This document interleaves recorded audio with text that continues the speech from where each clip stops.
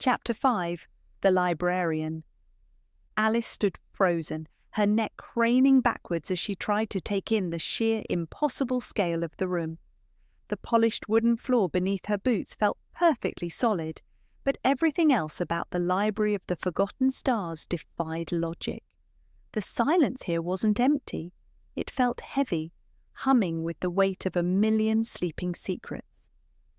She tightened the straps of her makeshift linen backpack, the adrenaline from their narrow escape slowly fading into a profound sense of awe.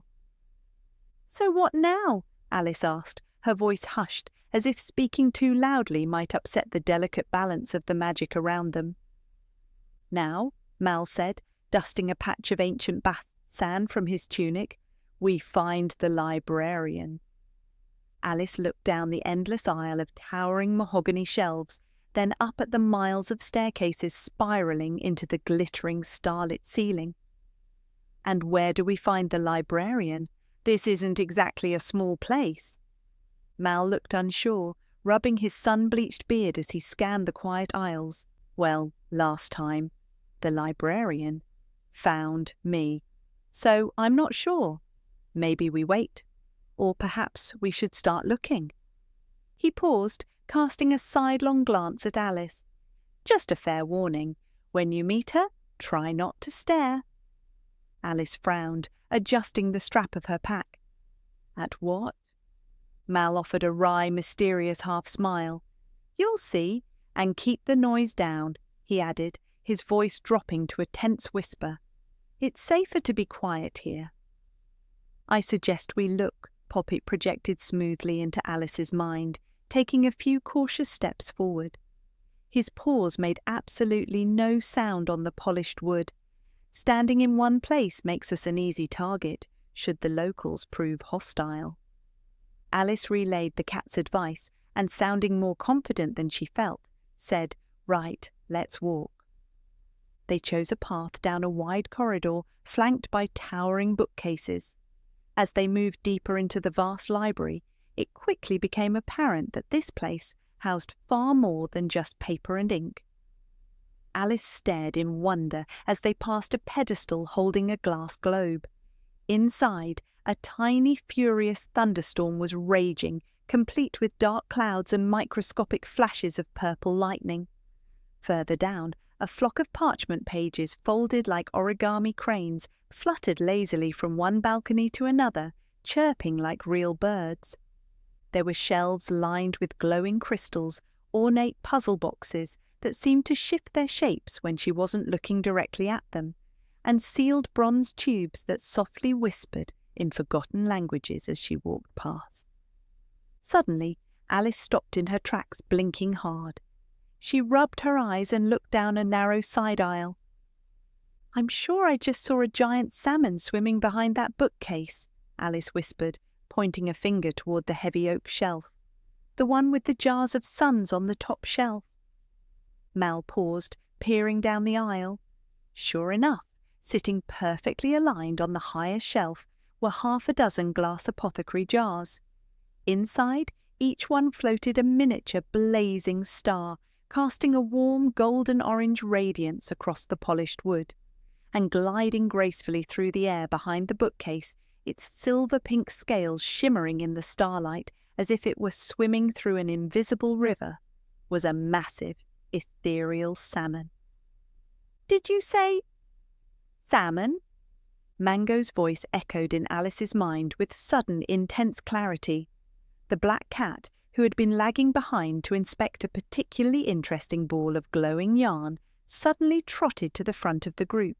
His golden eyes went wide as they locked onto the floating fish. "A giant one," Mango projected, his tail twitching wildly. The beautiful blue geometric lines faintly pulsed on his dark coat, a clear sign of his rising excitement. Praise the ancestors of Bast. I knew this realm was a paradise. "Do not move, giant fish. I am coming for you." Mango dropped into a hunting crouch, his rear wiggling as he prepared to launch himself up the bookcase. "Control yourself, brother," Poppet commanded sharply, stepping gracefully in front of Mango to block his path. "We are not here for seafood. Need I remind you of Severin, of the stolen magic? We are on a mission of vital cosmic importance. The mission can wait 5 minutes, Mango argued, trying to peek around Poppet's sleek shoulder. That fish is the size of a hound. Think of the flakes, Poppet, the tender ethereal flakes. Alice couldn't help but smile, reaching down to gently scoop Mango up before he could attempt to scale the shelves. The cat let out a loud, grumbling chirp of protest, squirming slightly in her arms, though he kept his eyes locked longingly on the swimming salmon.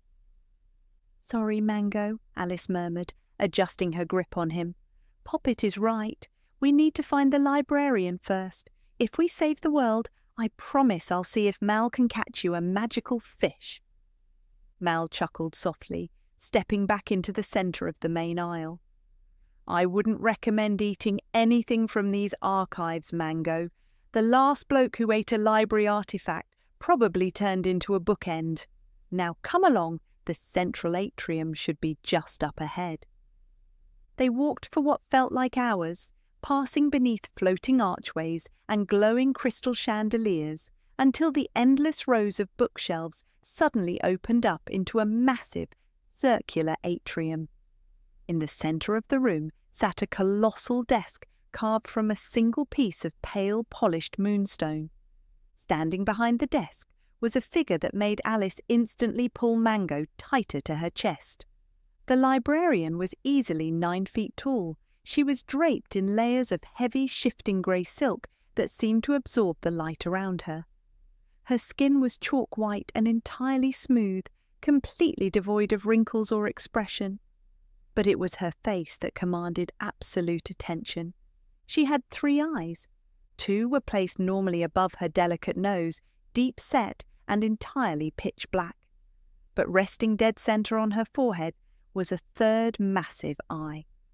Unlike the other 2, this eye was a bright, piercing, luminous yellow with a vertical slit pupil exactly like a cat's. And it was moving. While her black eyes remained fixed straight ahead, the yellow eye darted independently around the room, tracking Mal, lingering on Alice, and finally locking onto the 2 black cats with intense, unblinking focus. For a second, Alice completely forgot Mal's warning about the noise and what not to stare at. She cleared her throat, her voice trembling slightly in the vast silence. "Excuse me, are you the—" The librarian's long chalk-white arm snapped up with terrifying speed. She extended a single slender finger and pressed it firmly to her own pale lips. "Silence in the archives!" The librarian's voice echoed instantly in Alice's mind. It wasn't spoken aloud. The librarian's lips hadn't moved. The telepathic voice was ancient, echoing like shifting dust and rustling pages. It carried none of the warmth of Mango's or the cool aristocracy of Poppet's. It was entirely neutral, impossibly old, and absolute. "Well," Mango projected, his ears flattening slightly as he stared up at the towering figure from Alice's arms, "she certainly has a presence about her."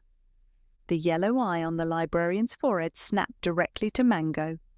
"I am aware of my presence, little weaver," the librarian's voice echoed back into all of their minds simultaneously. "It is a necessity. The knowledge contained within these walls is fragile. A spoken word of too high a frequency can shatter a star jar. A shout can unravel a bound history. You will communicate as you are doing now, or you will leave." Mal stepped forward, bowing respectfully from the waist. He tapped his temple, clearly practiced in this form of communication. "My apologies, Keeper of the Stars. I am Mal. I visited your halls some years ago." The black eyes finally shifted, looking down at the bearded Scotsman. "I remember you, traveller. You carry the fractured key." Her yellow eye swiveled back to lock onto Alice, scanning the makeshift linen backpack and the white bast dress. "And you have brought a mortal deeply tuned to the earth's natural resonance." Finally, the towering librarian lowered her hand, resting both pale palms on the moonstone desk. She leaned forward, the yellow eye gleaming as she studied the two black cats. "And you have brought the portal weavers," she projected, her telepathic voice softening just a fraction, hinting at something akin to reverence. "It has been a very long time since the shadow walkers graced these isles. To what do I owe the honour of this incredibly loud, incredibly disruptive visit?" Alice gently set Mango down on the polished wood floor. The black cat immediately sat tall next to his brother, both of them staring up at the towering three-eyed librarian. "We seek a thief," Poppet projected, his mental voice cool, sharp, and echoing with authority. "A dark magician who calls himself Severin. He has torn open the veil and stolen our kin from the realm of Bast, draining the natural magic to fuel his own twisted frequencies. We intend to find him and bring them back." The librarian went perfectly still. The two pitch-black eyes remained fixed ahead, but the yellow cat eye on her forehead narrowed into a sharp vertical slit. "Severin," the librarian's voice echoed, the name sounding like dry leaves crushing underfoot. "A manipulator of raw, destructive energy. He creates dissonance in the multiverse. The theft of an entire realm's magic is a grave imbalance. It is no wonder the veils are fracturing." Alice stepped forward, tapping her temple exactly as Mal had done. "Can you help us? Do you know where his realm is?" The librarian slowly shook her head, the heavy grey silk of her robes rustling like a gathering storm. "I do not memorize the coordinates of the corrupted, but the archives remember all who leave a scar on the universe. The information you seek, his true coordinates, the nature of his realm, and the lock on his world, will not be found up here in the starlight." She raised a long, pale finger and pointed past the moonstone desk toward a massive, spiralling iron staircase that plunged down into total darkness. "You must descend to the lower levels," she instructed. "The archives of dissonance. Seek the obsidian tomes. But tread carefully, travellers. The knowledge in the dark is heavy, and it does not like to be disturbed." Mal looked at the dark, descending staircase, then back at Alice and the cats. He rubbed his beard thoughtfully. "The lower levels? I've never been down there. If it's anything like the rest of this place, it could take us hours to find the right tome." He looked down at the cats. "We need to split up. Alice and I will go down into the dark to find the coordinates for Severin's realm. Portal weavers, you need to scout the upper library. Search the perimeter for a dormant portal. The moment we have Severin's location, my device can tune the frequency to his world, but we'll need a door ready to push open." Mango's ears perked up instantly. "Scout the perimeter! Yes, an excellent strategic decision, Scotsman. I shall thoroughly inspect the aisles, particularly the ones containing floating aquatic life. You know, to ensure no portals are hiding behind them." Poppet let out a long mental sigh, shaking his head. "I will ensure he stays focused on the veil and not the fish. Go into the dark, humans. Find the dark magician's coordinates. We will have a doorway waiting for you when you return." Alice smiled, kneeling down to give both cats a quick, reassuring stroke along their dark backs. "Be careful," she whispered softly. "Don't break any jars of suns." "We are the divine shadows," Mango projected smugly, already turning his tail to trot back toward the towering bookshelves. "We never break things, unless they are sitting on the edge of a table and deliberately provoking us." With a flick of their tails, the two black cats darted off into the glowing labyrinthine aisles of the upper library, their dark coats catching the starlight as they moved. Alice stood up, taking a deep breath to steady her nerves. She looked at Mal, who was already holding his silver and gold device tightly in his hand. "Right then," Mal murmured, glancing toward the looming iron staircase that led down into the pitch black. "Into the lower levels we go. Stick close, Alice, and whatever you do, don't speak a word." As the sound of Alice and Mal's footsteps faded down the iron staircase, Mango and Poppet found themselves alone in the vast starlit silence of the central atrium. Right then, Poppet projected, his mental voice sharp and businesslike as he turned away from the moonstone desk. The towering librarian had already vanished, melting back into the shadows of the stacks. We need to locate a dormant tear in the veil, and we need to find it somewhere close to this atrium. We do not have the time or the energy to travel the miles we have already covered today. Agreed, Mango replied enthusiastically, his tail twitching as he trotted slightly ahead of his brother. Close is good. In fact, I recall seeing a very promising section of shelving back near the glass globe of lightning. Perhaps we should thoroughly investigate the floating salmon. Poppet stopped dead, his yellow eyes narrowing as he stared at his brother's back. We are not investigating the fish, Mango. I am merely thinking strategically. Mango argued defensively, pausing to look back over his sleek black shoulder. The veil is notoriously tricky. A portal could easily hide itself behind a large, delicious, shimmering aquatic creature. It is our duty as portal weavers to investigate every angle.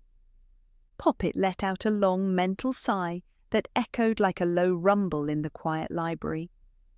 You are going to investigate the architecture of the northern corridor, brother. I will take the southern aisles. We meet back here at the desk when we find a resonance, and if I smell even a hint of ethereal fish scales on your breath, I will tell Alice to feed you nothing but dry kibble for a month. Mango's ears flattened in horror. You wouldn't dare. Try me, Poppet projected coolly, already turning his tail to trot down the southern aisle. Focus on the mission, Mango. Our kin are counting on us. With a grumpy flick of his tail, Mango turned and padded down the northern corridor. The polished wooden floors felt cool beneath his paws, and the ambient golden light of the library cast long dancing shadows behind the towering mahogany bookcases. As he walked, his senses naturally extended outward, feeling for the familiar shivering static of a closed portal. But it was difficult to concentrate. The Library of the Forgotten Stars was entirely distracting. He passed a section of shelves where the books weren't bound in leather, but carved entirely from crystal. As Mango walked by, the crystals hummed, projecting faint holographic images of unfamiliar constellations onto the floor in front of his paws. He batted at a cluster of glowing blue stars, watching them scatter like dust before reforming a moment later. Further down the aisle, he found an entire balcony dedicated to bottled weather. There were hundreds of tiny glass vials sitting on velvet cushions, each containing a perfectly preserved scent. Mango jumped lightly onto the shelf and sniffed at the cork of a vial labelled in a language he couldn't read. Instantly, his mind was flooded with the sharp, salty smell of a freezing ocean storm, complete with the distant cry of gulls. He sneezed violently, nearly knocking the vial off the velvet, and quickly hopped back down to the floor. This place is ridiculous, Mango grumbled mentally, shaking his head to clear the scent of salt water. He continued his patrol, his yellow eyes scanning the high shelves and the dark corners between the bookcases. After several minutes of quiet walking, his ears swiveled forward. He smelled something. It wasn't the sharp ozone scent of a portal, nor was it the dry ink of ancient parchment.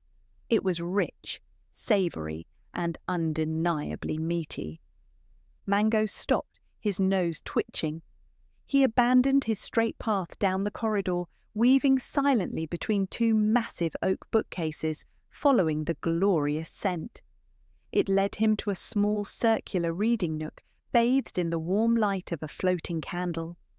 Sitting on a velvet-cushioned chair was a large ornate silver platter, and resting on the platter was a perfectly roasted golden-brown pheasant, still steaming slightly, surrounded by a bed of glazed root vegetables.